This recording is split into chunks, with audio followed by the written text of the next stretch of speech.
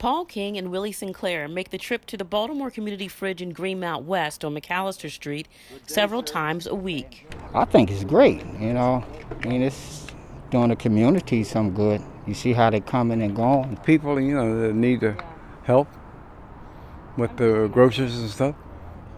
It's a good idea. On this day, King is on the lookout for several items. Water, canned goods, bread. Christina Calhoun is a co-organizer of this mutual aid fridge and pantry. The idea is that you can take what you need and give what you can, because everyone deserves to eat and have their basic needs met. Their ideas come from a legacy of Black and people of color activists who have to build systems to meet needs that existing systems are not meeting. It serves the homeless, elderly, and anyone who needs what they have.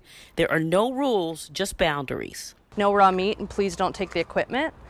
But, I mean, we trust each other. It's by us, for us, and we keep us safe. So it really is about that solidarity and that belief that everyone deserves to decide what they need.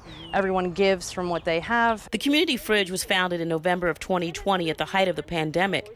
On any given day, you will find bread, eggs, milk, vegetables, drinks, snacks, staples, even sanitary napkins. People are grateful to get deodorant, razors, toilet paper, soap, anything. That's exactly what Sinclair needed. Save a dime here and there because everything is so expensive now, since COVID hit.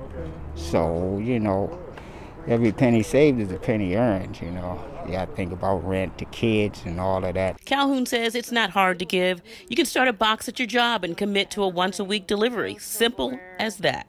If you want to find out what they could use in this space, go to their social media, and you can find out more about that at WBALTV.com. Lisa Robinson, WBAL TV 11 News.